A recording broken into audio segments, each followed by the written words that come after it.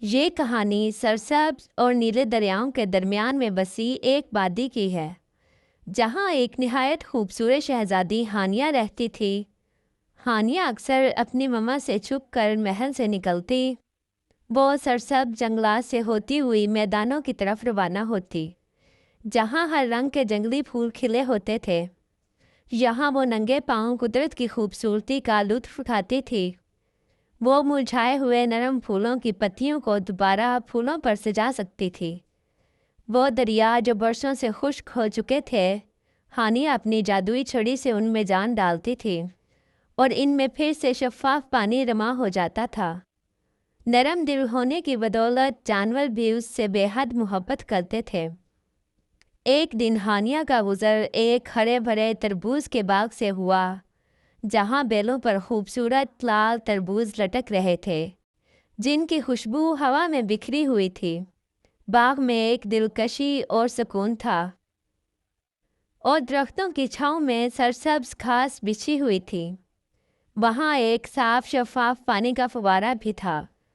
شہزادی ہانیہ کی نظر ایک پکے ہوئے لال تربوز پر پڑی جو بیل سے جھول رہا تھا۔ اس کی خوشبو اتنی دلکش تھی کہ ہانیہ کے قدم خود بخود اس کی جانب بڑھنے لگے۔ وہ کچھ لمحے رک کر ادھر ادھر دیکھتی رہی، جیسے کسی کی اجازت چاہ رہی ہو، لیکن جب آس پاس کوئی نہ دیکھا اور تربوز کی خوشبو نے اسے بے اختیار کر دیا، تو آخر کار اس نے ہاتھ بڑھایا اور تربوز بیل سے توڑ لیا۔ ہانیہ نے تربوز کا ایک چھوٹا سا ٹکڑا کاٹ کر چکھا۔ تربوز حیرت انگیز طور پر میٹھا تھا، جیسے فطرت نے اپنی تازگی اور مٹھاس اس میں سمو دی ہو۔ ہانیہ کے لبوں پر مسکراہٹ آئی اور وہ تربوز کی مٹھاس میں کھو گئی۔ یہ باغ ایک ظالم چڑیل کا تھا، جس نے ہانیہ کو باغ سے پھل چراتے ہوئے دیکھ لیا تھا۔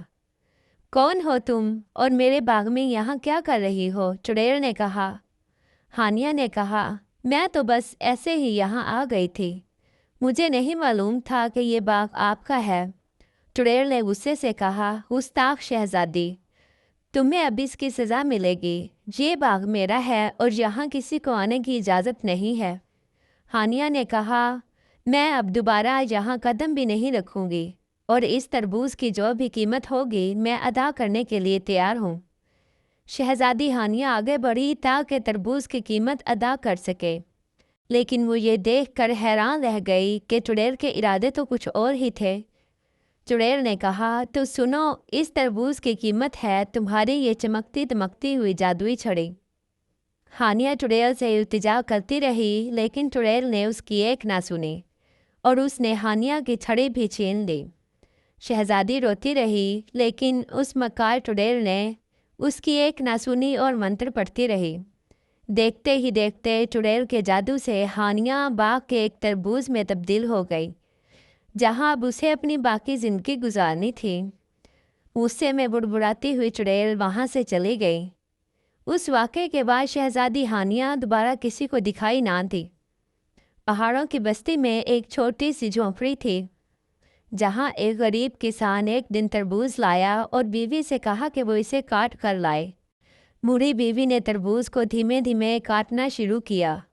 تربوز کے اندر ایک نہایت خوبصورت اور ننھی منھی شہزادی بیٹھی تھی، جسے دیکھ کر بڑھیا دنگ رہ گئی۔ بڑھیا نے کہا، اے ننھی لڑکی، تم کون ہو اور اس تربوز کے اندر کیا کر رہی ہو؟ ننھی شہزادی تربوز کے چھلکے سے باہر آئی اور اس کا وجود حیرت انگیز طور پر بڑھنے لگا، اور چند ہی لمحوں میں وہ ننھی قامت سے انسانی جسامت میں بدل گئی۔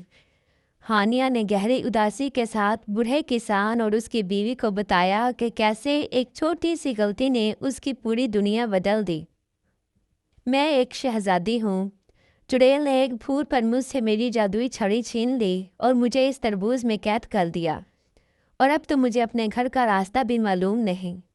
کسان اور اس کی بیوی جو یہ کہانی سنتے ہوئے افسوس اور حیرت میں ڈوبے ہوئے تھے، ہانیہ سے محبت بھرے لہجے میں کہا، بیٹی، ہمارے نصیب میں اپنی اولاد نہیں تھی، اگر تم چاہو تو ہمارے ساتھ رہ سکتی ہو، ہم تمہیں دل سے قبول کریں گے۔ ہانیہ نے کہا، آپ کی محبت میرے لیے ایک نئی امید ہے، میں ہمیشہ آپ کی شکر گزار رہوں گی۔ اور اسی طرح وہ تینوں ہنسی خوشی رہنے لگے۔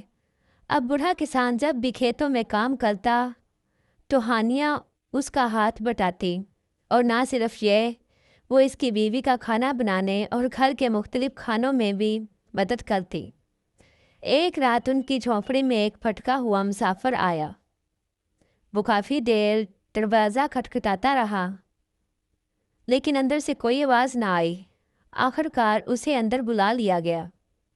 رات کا اندھیرا چھا چکا تھا اور چاندنی خاموشی سے پھیل رہی تھی۔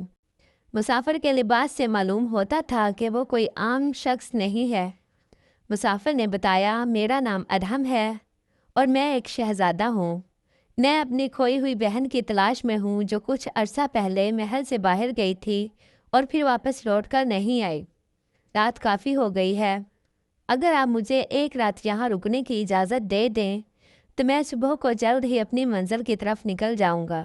کسان نے کہا، بیٹا، ہمارے دروازے ہر مسافر کے لیے کھلے ہیں، تم یہاں آرام سے رک سکتے ہو۔ اتنی دیر میں شہزادی ہانیہ کمرے میں داخل ہوئی۔ وہ مسافر کے لیے رات کا کھانا لے کر آئی تھی، لیکن جب اس نے سامنے اپنے بھائی شہزادے ارحم کو دیکھا تو وہ حیرت میں ڈوب گئی اور خوشی اور حیرت کے جذبات سے ارحم کی طرف بھاگی۔ شہزادہ بھی اپنی بہن کی طرف بھاگا۔ دونوں گلے ملے۔ بوڑھا کسان بیٹھا ہوا یہ منظر حیرت سے دیکھ رہا تھا۔ شہزادے ارحم نے بتایا، یہی میری بہن ہے جس کی تلاش میں آیا تھا اور یہ مجھے آپ کے پاس ملی ہے۔ میں ہمیشہ آپ کا شکر گزار رہوں گا۔